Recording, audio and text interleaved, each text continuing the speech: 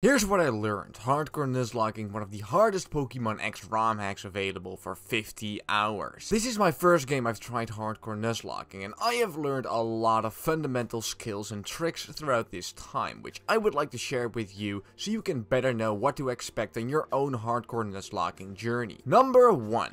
A brand new game is always going to be intimidating, and the best way to get accustomed to it is just to start playing. You're not going to know anything. Not gonna be familiar with the best starter, what level your Pokemon should be at any point in the game, how good your encounters actually are. In harder games, it's even gonna matter in what order you fight trainers and how you distribute your money. If you're anything like me, this can intimidate the hell out of you, and you might just freeze up and overthink every decision you can make and then just stop because it's not even fun anymore. First of all, please, just play on. Pick the starter you think makes sense. Fight the trainers as you think they are appropriate, prepare your lead Pokemon and get on playing the game. A hardcore Nuzlocke should very much be a marathon and not a sprint. Don't worry too much about your decisions at first and play to your instincts. If you lose, just think about the information you've gathered and start again. Just feel it out and enjoy the hype of starting a new game. This way you're not going to experience choice paralysis and sit with your hands in your hair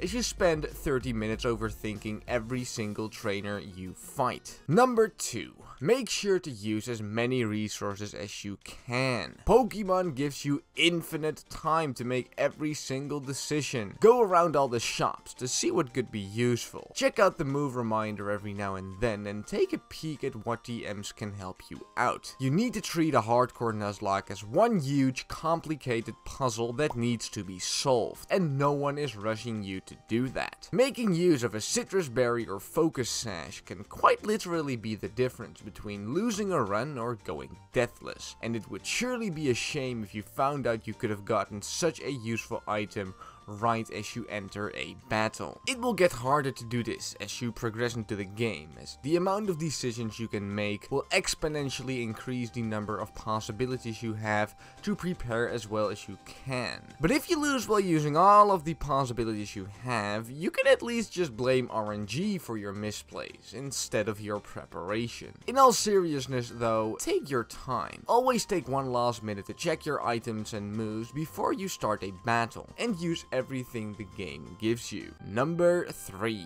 Do not overthink. This is almost the polar opposite of the last tip, but if you are planning out a battle and you see that your fast dark type sweeps a trainer with 3 slow psychic types, don't go further. The battle is locked up. If you kill the first Pokemon and always bait an electric type move from your opponent, just switch to your ground type and plan further from there. There are very little situations where that isn't the right play. Even in the hardest of games, your intuition of what to do is going to lead you in the right direction most times. And if you pay enough attention to your opponent's abilities and items, you're going to make the right play. If something works, it works. Be mindful of sneaky tactics that might derail your plan, but if a strategy kills all Pokemon in front of you, then that strategy is the one you should go with. Number 4. Make sure to at least formulate a small plan before every battle. Take a quick look at your opponent's team and their lead and see what your best options are. Look if any of your Pokemon outspeed and OHKO. Look at their team and see if you have at least one counter to each of their Pokemon. If you can get those 2 things, that's more than half of the battle done already in a large amount of cases. A third step is to see if you can bait your opponent to use any moves into an immunity of yours, as those free switch-ins are usually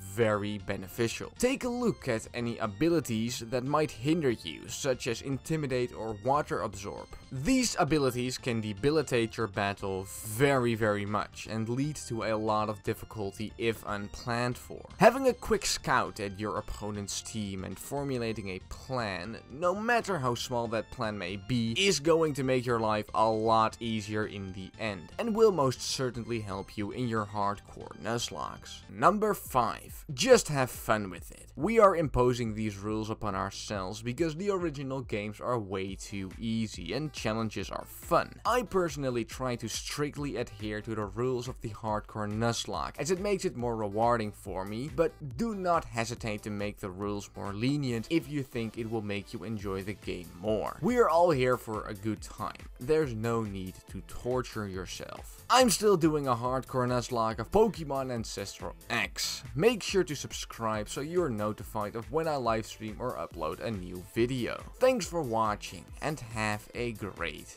day.